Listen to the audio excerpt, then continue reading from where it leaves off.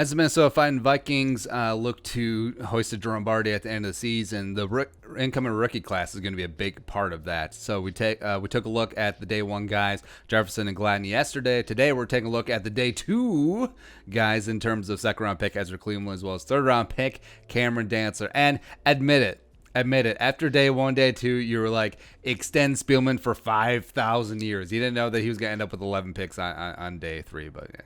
Yeah, but Ezra Cleveland, let's talk about him. So left tackle of the future. I was ecstatic. I greatly enjoyed him in the draft process in terms of second wave dudes, as well as I would have been fine if the Vikings would have taken him at the back end of the first round. I really would have. Where I do believe in his talent. I think he's a perfect zone fit. I think he is very comfortable in his pass sets. Does need to add a little bit of size, but he's got the height. He's got the length. He's got athleticism. He really is a Brian O'Neill clone. Straight up. But second round pick by the Vikings, 58 overall, which is just, when you're watching the beginning of the second round, you're just like, fall, baby, fall to 58 overall. Come on. Right? 6'6", 311. Started 40 games for Boise State from 2017-2019. Led the way for Alexander Madison's 1,086-yard rushing season plus 12 touchdowns 2017. Led the way for Alexander Madison's 1,415-yard rushing season and 17 touchdowns in 2018. No big deal. They go way back like chiroprac. Played 916 snaps as a junior, battling through a toe injury the entire time, but still put up an 82.5 PFF grade, only allowed 12 pressures and 3 sacks on 502 pass blocking reps. So stud, perfect for the zone scheme, able to get lateral, reach, and get that second level. Flows extremely nicely. I don't know if he's going to work out at guard. I know that's something that's been bandied about by both Ezra Cleveland as well as Gary Kubiak. But frankly, if it gets him on the field and it gets Offline off the field, sure. But yeah, I think that he's going to be the future left tackle of the Vikings. Keep Brian O'Neill at right tackle. Let's roll with Ezra at the left and have the best, most athletic tackle duo in the NFL. Also, Cameron Dantzler. So the Vikings came into this draft with three major needs. Wide receiver, check. Cornerback, check. Offensive line, check. Offensive line, check.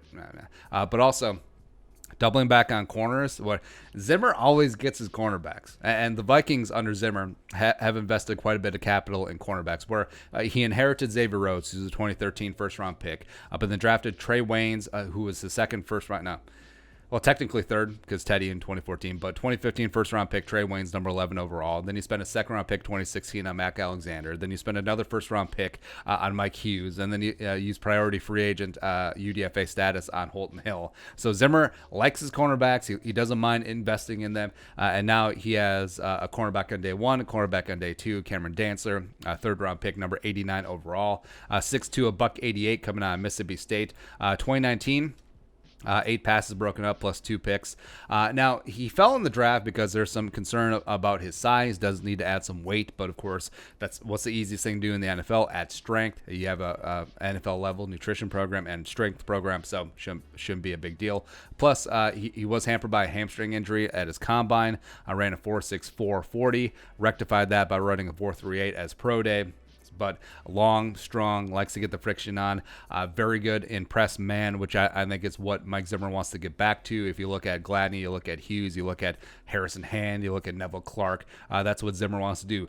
Press up his corners, blitz, and then just let the dice fall where they may, which is what we fell in love about the Zimmer defense, the aggressive attacking defense as opposed to sitting back, playing a lot of zone like they did last year. Not great. But Dantzler, I mean, he really had to fight to survive in the SEC, notably the SEC West. And you look at some of the battles he's had with A.J. Brown, with Jerry Jeudy, with Henry Ruggs, with Jamar Chase, with Justin Jefferson to a degree. I mean, Dantzler has held his own against the best in the toughest conference and the toughest division in all college football. And I'm really pumped for him. He's going to be a stud in the red zone right away. Fighter for those 50-50 balls, great at ball tracking as well. He's got the size, he has the length and athleticism to really battle with some of the receivers at NFC North. You look at Galladay, you look at Allen Robinson, you look at Marvin Jones, you look at Devontae Adams.